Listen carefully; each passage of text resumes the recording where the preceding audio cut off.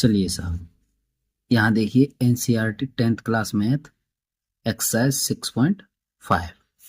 तो question number first आपका ये है, कुछ त्रिभुजों की भुजाएं नीचे दी गई हैं, निर्धारित कीजिए कि इनमें से कौन कौन से त्रिभुज समकोण त्रिभुज हैं। इस स्थिति में कर्ण की लंबाई भी लिखिए। तो देखिए समकोण त्रिभुज के लिए जो है हम यहाँ ज्ञात करते हैं कि समकोण त्रिभुज जो होता है उसके कर्ण जो है सबसे बड़ी भुजा होती है। तो यहाँ पर समकोण त्रिभुज बना बना करके ही हम हल करेंगे इसे, यानी क्वेश्चन नंबर फर्स्ट। तो इसमें पहले क्वेश्चन के फर्स्ट ऑप्शन में दिया है आपका 7 सेंटीमीटर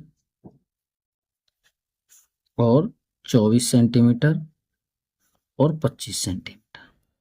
ठीक है सर, ऐसा करिए आप एक समकोण त्रिभुज बना लीजिए। तो बड़ी भुजा को तो इधर लीजिए, ये ले लीजिए ए बी सी, ये 90 डिग्री। यहाँ पे ए बी ये 25 ले लीजिए, और इनमें से कोई सी ले सकते हैं। यहाँ 24 ले लीजिए और यहाँ पे 7, मतलब बड़ी भुजा कर्ण जो है बड़ी भुजा रहेगी, इसे हम कर्ण कहेंगे। समकोण त्रिभुज के सामने की भुजा कर्ण है, और ये लंब, और ये होती है आधार।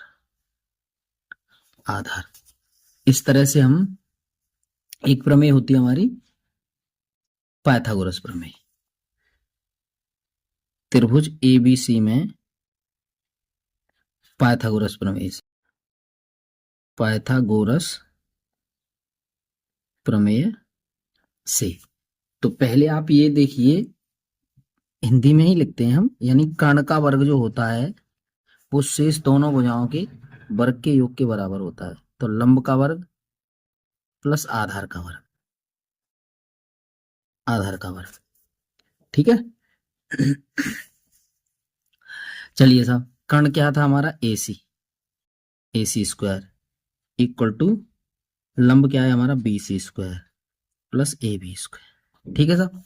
तो एसी देखिए 25, 25 का वर्ग करिए, और बीसी, बीसी कितना है साहब 7, 7 का वर्ग करिए, और प्लस 24 का वर्ग करिए, 24 का वर्ग करेंगे तो यहाँ पे इसका हो जाता है 625, 25 25 625, 7 7 49, और इसका होगा आपका 576 24 का। ये 625 हो गया, और इन दोनों को जोड़ेंगे तो ये भी 625। इसका मतलब दोनों साइड बराबर आई हैं, तो इसका कर्ण हमारा पूछा है ना उसने, कि एक तो पूछा है कि कर्ण बताओ, तो कर्ण तो हो गया 25, और त्रिभुज समकोण होगा। ठीक है साहब, ये पूछा है।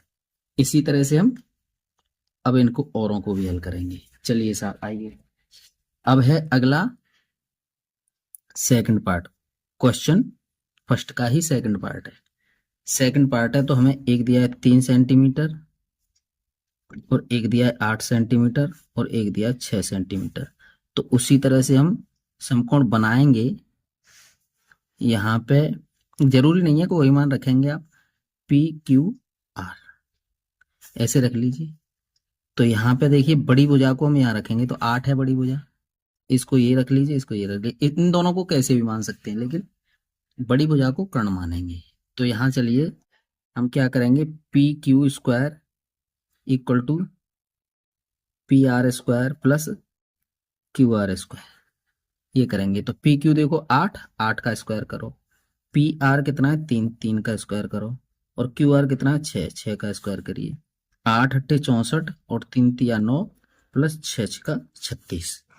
ठीक है, ये 64 हो गया, और ये 45। ठीक है, इसका मतलब ये दोनों बराबर नहीं है, तो ये त्रिभुज समकोण नहीं है, ये त्रिभुज समकोण समकोण नहीं है।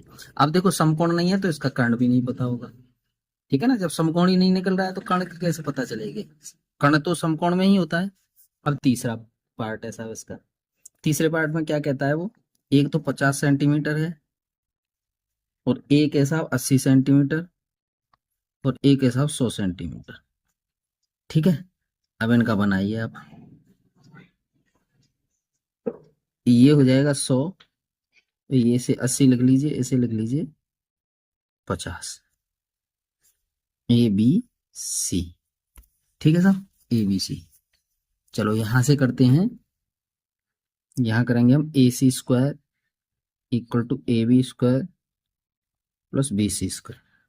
वही ए सी देखिए आप 100, इसका वर्ग करिए, और ए बी देखिए आप कितना है 50, इसका वर्ग करिए, और ये देखिए 80 और इसका वर्ग करिए।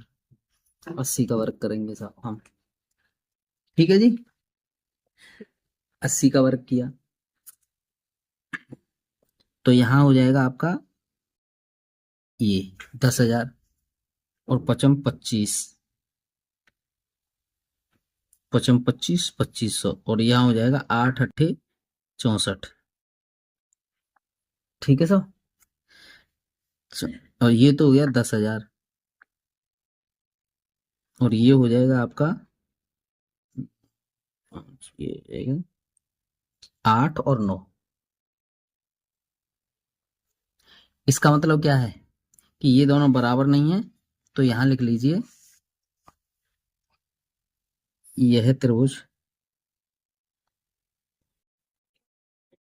समकोण नहीं है, ये त्रिभुज समकोण नहीं है साहब। ये हो गया आपका।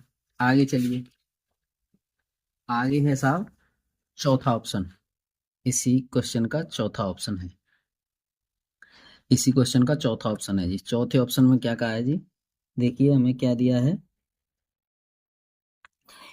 यहां दिया है आपको 13 सेंटीमीटर, और फिर दिया है 12 सेंटीमीटर, और फिर दिया है 5 सेंटीमीटर, ठीक है सर। तो यहां पर फिर से आप वही त्रिभुज बना लीजिए, पी क्यू आर, कैसे भी लिख लो, लेकिन कॉन्सेप्ट से चलना है आपको। चलिए चलिए सब, 13 बड़ी भुजा को इधर ले लीजिए, 12 ये ले लो, 5 ये ले लो। अब लिखो पी क्यू स्क्वायर यानी कर्ण equal to Q R square plus P R square, ठीक है साहब। यहाँ 13 हो गया, 13 का वर्ग, क्यू आर कितना है साहब 5, 5 का वर्ग प्लस यहाँ 12 का वर्ग, ठीक है साहब। चलिए 13 13 169, और पचम 25 प्लस 12 12 में 144, 144, 114, 144, ठीक है 144 हो गया। अब हम इन दोनों को जोड़ेंगे तो ये तो 169 है ही, और ये और 169 हो जाएगा 69। इसका मतलब क्या हुआ कि ये समकोण त्रिभुज बना। तो कर्ण कितना लिखेंगे इसका, कर्ण कितना लिखेंगे, कर्ण तो हो गया 13, और यह त्रिभुज समकोण होगा, ये त्रिभुज समकोण होगा। इस तरह से हमने पहले क्वेश्चन के ये ऑप्शंस हल कर लिए। चलिए साहब अब आते हैं हम दूसरा क्वेश्चन, इसी एक्सरसाइज का दूसरा क्वेश्चन। आइए दूसरा ले लेते हैं, यहाँ आइए, दूसरा क्वेश्चन ये रहा। दूसरे क्वेश्चन से बात करते हैं, क्या कहता है, पी क्यू आर एक समकोण त्रिभुज है जिसके कोण कोण P समकोण है, जिसका कोण P समकोण है, तथा क्यू आर पर बिंदु M इस प्रकार स्थित है कि PM लंब है क्यू आर, ठीक है ना। दर्शाइए कि PM square equal to Q M into M R है। चलो पहले हम इसका एक क्वेश्चन नंबर 2 डालिए, और उसके बाद चित्र बना लीजिए इसका सा। चित्र बनाते हैं हम इस तरह से, एक चित्र बनाते हैं यूं और यूं, ये चित्र बनाया सा। चित्र बनाने के बाद इसे लिखिए आप P, और इसे लिखिए R, और इस P से यहाँ पे ऐसे करके ये लंब डाल दिया। ये तो समकोण है ही, लेकिन ये भी लंब डाल दिया हमने, और ये हो जाएगा हमारा भुजा Q, ठीक है ना। यहाँ M लंब डाल दिया हमने, ठीक है साहब। अब हमें इसके बारे में लिख लीजिए आप, दिया है त्रिभुज पी क्यू आर जिसमें P समकोण है है और पी एम लंब है किस पे, क्यू आर पर, क्यू आर। ठीक है साहब, अब हमें सिद्ध क्या करना है, सिद्ध करना है, सिद्ध करना है P M square equal to Q M into M R. ठीक है साहब, एम आर। ठीक है साहब, ये हमें सिद्ध करना है साहब, इसको हमें सिद्ध करना है जी। चलिए इसको सिद्ध करना है, इसको सिद्ध करने के बाद अब हम करेंगे, क्या करते हैं, सबसे पहले हम करेंगे, क्या करेंगे, उत्पत्ति। उत्पत्ति में हम करेंगे साहब, उत्पत्ति में करेंगे, यहां देखेंगे कि पी एम ये लंब है किसमें, क्यू आर में। तो हम क्या कर सकते हैं, तो हम करेंगे त्रिभुज पी क्यू एम, देखो यहां देंगे पी क्यू एम समरूप त्रिभुज, बचा कौन सा, ये बचा P R M, P R M, P R M, ये वाले त्रिभुज, ये बचा, ये दोनों समरूप हो गए। यहाँ समरूप होने का मतलब हो गया, हम इसे लिख सकते हैं, यानी कि पी एम भुजाओं का अनुपात बराबर होगा, क्यू एम समानुपाती होंगी, M R equal to P M, लिख सकते हैं ना इन दोनों भुजाओं में, दोनों त्रिभुजों में। तो इसका इधर से गुणा करेंगे तो P M square equal to यहाँ करेंगे Q M into M R, ये हमारा प्रूफ हो गया था। इस तरह से हमारा ये एक चीज प्रूफ हो जाती है। चलिए साहब आगे देखते हैं, क्वेश्चन नंबर 3। क्वेश्चन नंबर 3 में हम क्या करते हैं, यहां देख लो, पहले पढ़ लेते हैं, पहले आप पढ़ लीजिए इसे। देखिए आकृति 6.53 में समकोण ABCD एक समकोण त्रिभुज है जिसका कोण A समकोण है तथा AC लंब है BD। तो दर्शाइए, ये ऑप्शन दर्शाने हैं आपको। चलिए आइए, ये आकृति है, इस आकृति को पहले बनाते हैं। आइए जो दिया है उसे बना लेते हैं, सबसे पहले, सबसे पहले उसे बनाते हैं साहब, बनाएंगे तभी आगे। बनाइए, चलो साहब क्या है, बनाओ। ये है ऐसे ऐसे ऐसे, ये तो यहाँ पे करेंगे हम ए, यहाँ करेंगे बी, और इस पे इससे लंब डाला है, ये तो लंब है ही, ये हो गया सी, और यहाँ डी। इस तरह से ये हमने बना लिया ऐसा। ठीक है जी। अब ऐसा करते हैं, इसकी जो बातें हैं वो लिख लेते हैं पहले। इसे लिख लेते हैं, दिया है त्रिभुज ए बी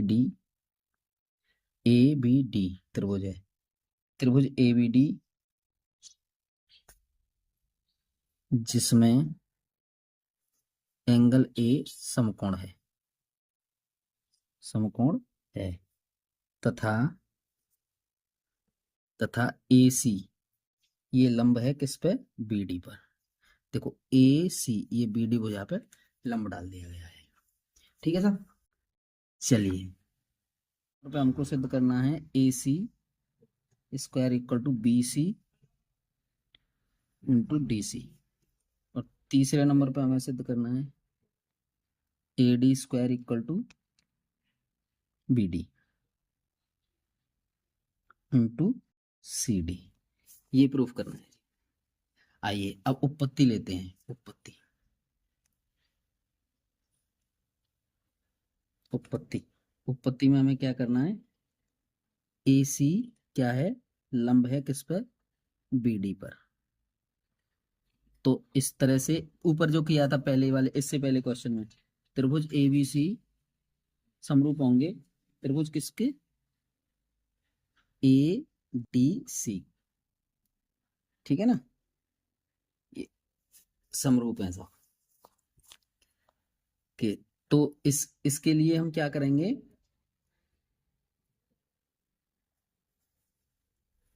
हम कर सकते हैं ए बी अपॉन बी